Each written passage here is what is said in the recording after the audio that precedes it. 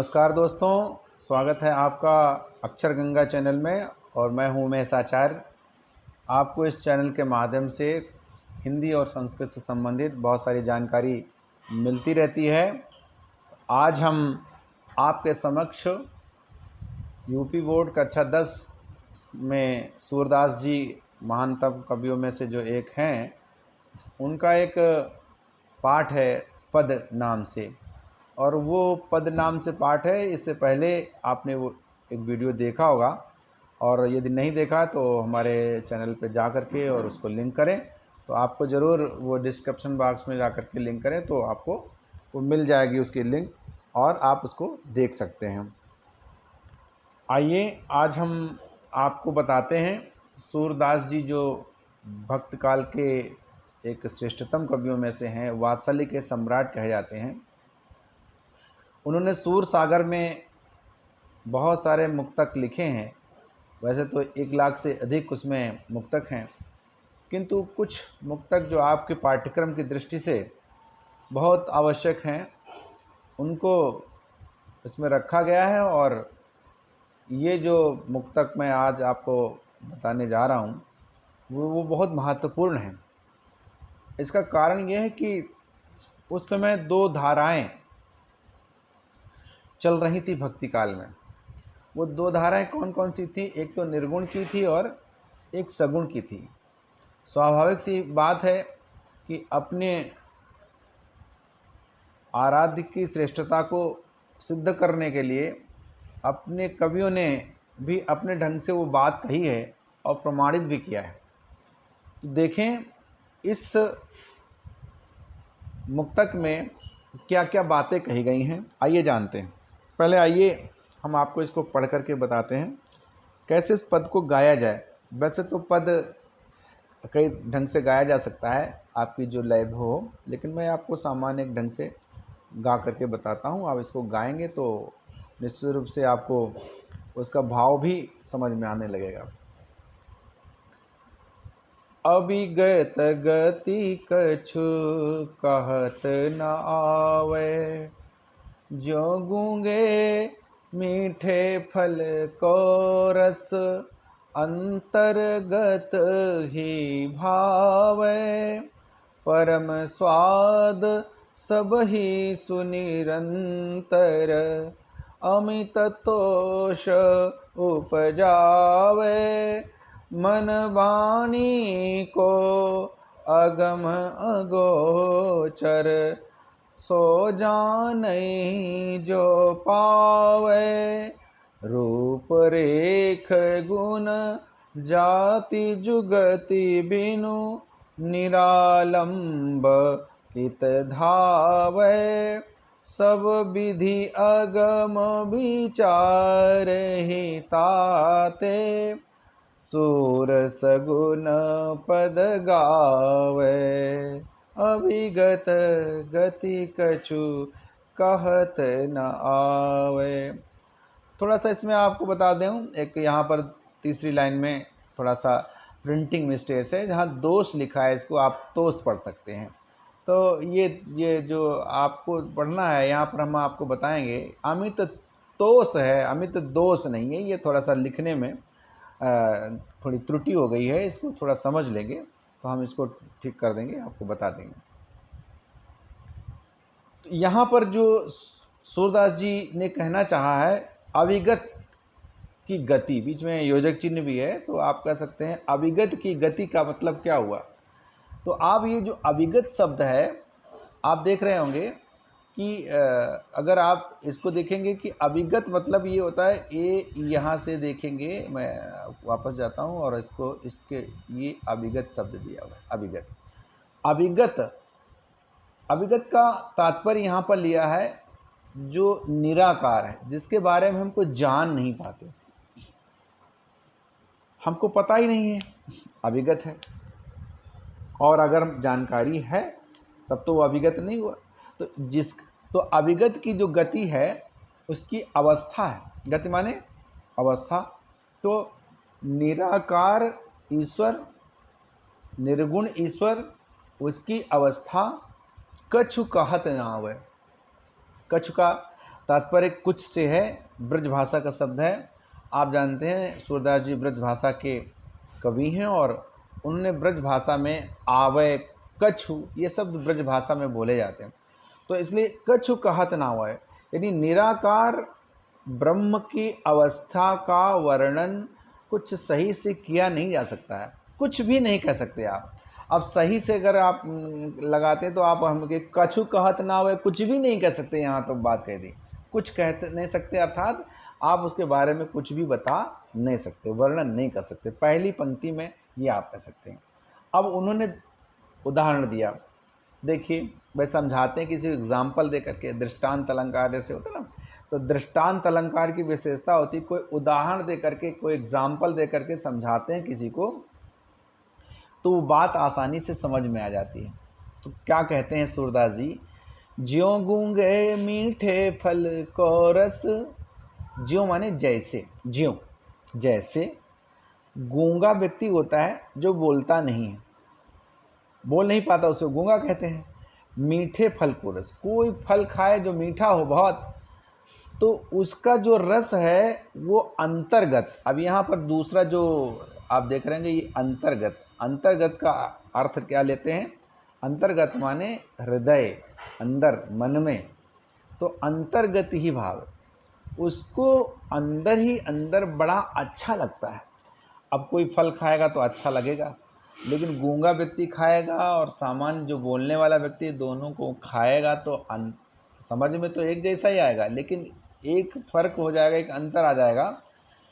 तो उसमें लिखा है परम स्वाद सबही सुनिरंतर, उसको लगता है कि ये परम स्वाद वाला है जो फल खा रहा है। तो परम माने होता है कि जो सबसे अच्छा है, बड़ा अच्छा है, बड़ा श्रेष्ठ है।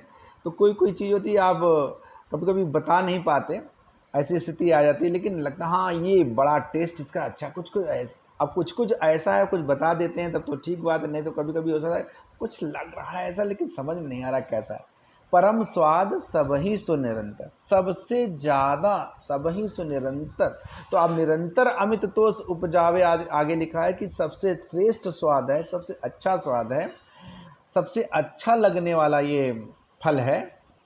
और निरंतर, और निरंतरता भी, निरंतर माने लगातार, अमित तोष उपजावे, वो जो है अपार संतुष्टि को प्रकट करने वाला भी होता है। यानी जिसको तोष माने संतुष्टि, प्रसन्नता, वो भी प्रकट करना चाहता है और वो प्रकट हो रही है। लेकिन समस्या इस बात की है कि अगर गूंगा व्यक्ति बताना चाहे कि वो तो उसको तो अच्छा लगे, हाँ बड़े संतुष्टि है, बहुत अच्छा है, बहुत अच्छा है, मन के अंदर अंतर्गत ही बहुत अच्छा लगेगा, बड़ा अपार संतोष भी होगा कि हाँ हमने फल खाया, इसका फल का रस जो था वो बड़ा मीठा था, बहुत अच्छा है।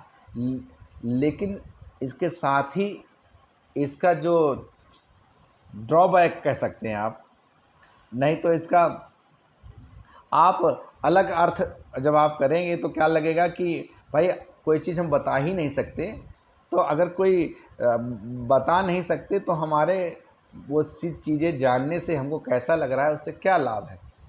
तो यहाँ पर मन वाणी को अगम अगोचर, तो सूरदास जी लिखते हैं कि ऐसा ब्रह्म जो कि निराकार है वो मन वाणी को अगम है।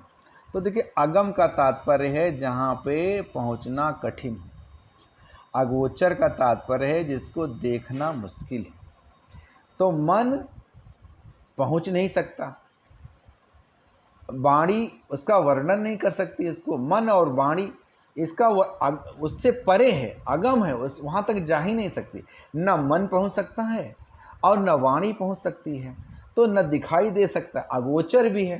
तो मन वाणी से जो अगोचर का मतलब होता है न दिखाई दे, वहाँ तक पहुँच न पाए।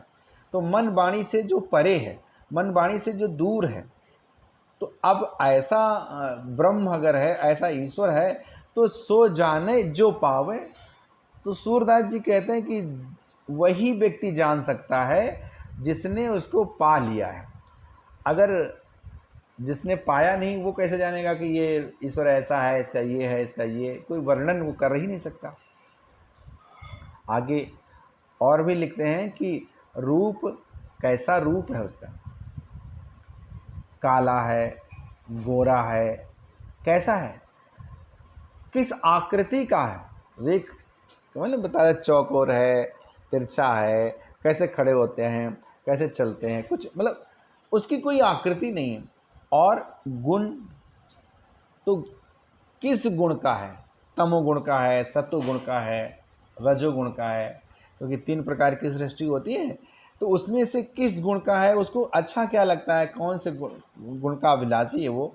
और जाति, किस जाति का है, अब पता चले मनुष्य जाति का है कि पशु जाति का है कि पक्षी है, कौन, मतलब बहुत भिन्न भिन्न प्रकार की जो जातियाँ होती हैं उनमें से कौन सी जाति का है ये भी नहीं पता था। और जुगति, जुगति अर्थात यहाँ युक्ति शब्द का जुगति बन गया है, जो कि तद्भव है। जुगति तद्भव है और युक्ति उसका तत्सम है। उपाय उसका क्या है, तो कौन सी उपाय से उसको, अब अगर कोई उपाय नहीं है तो उसको उपाय जाने बिना, लिखा युगति बिन निरालंब, निरालंब, निर माने रहित, आलंब माने सहारा, आश्रय।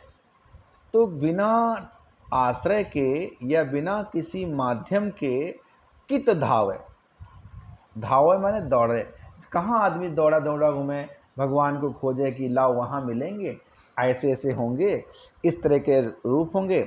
अब सूरदास जी बताना चाहते हैं कि देखिए सगुण ब्रह्म जो होता है उसको तो आप बता सकते हैं कि भगवान कृष्ण कैसे हैं तो सांवले रंग के हैं, लक्ष्मण जी कैसे हैं तो गोरे हैं, ऐसे बता सकते हैं।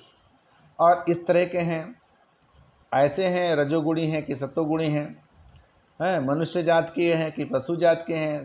भगवान ने अवतार लिया अलग अलग, तो अगर आप कहेंगे वाराह अवतार, तो देखिए सूकर के रूप में उन्होंने अवतार लिया था, तो आप उसको अलग से बता सकते हैं।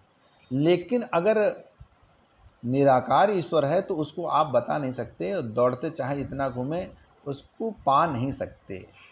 तो अंत में निष्कर्ष निकालते हैं सूरदास जी कि सब विधि अगम विचार ही तात, सब विधि अगम विचार, हर तरह से देख लिया, हर तरह से विचार करके देख लिया कि निराकार ईश्वर के पास पहुंचना, वहाँ तक जाना कैसा है, अगम है, बहुत कठिन है, वहाँ पहुँचा नहीं जा सकता, उसको पाना बहुत कठिन है।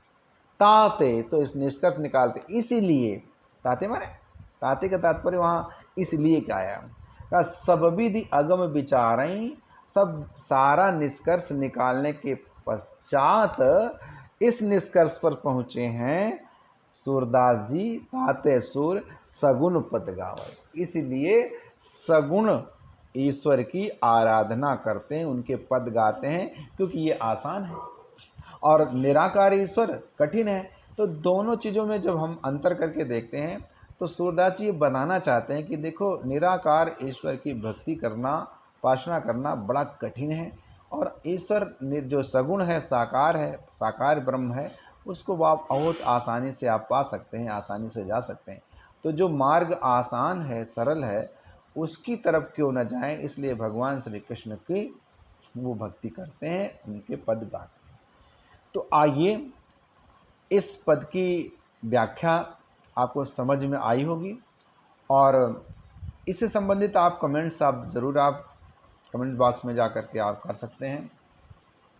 हम आपको इस जो इसमें काव्य में सौंदर्य आया है, काव्यगत सौंदर्य है, उसको भी हम ज़रूर बताना चाहेंगे, क्योंकि इसके अंदर बहुत सारी बातें हैं। वैसे तो ब्रज भाषा के कवि हैं, तो मुख्य रूप से काव्यगत सौंदर्य में 5-6 बातें पूछी जाती हैं परीक्षाओं में, और 5-6 बातों से ही एक काव्य की सुंदरता बढ़ भी जाती है। तो पहले तो ये भाषा होती है। तो भाषा की बात अगर हम करेंगे तो देखिए, भाषा की अगर बात करेंगे तो हम लिख सकते हैं इसको, भाषा कौन सी है, तो भाषा जो है सूरदास जी की ब्रज भाषा है,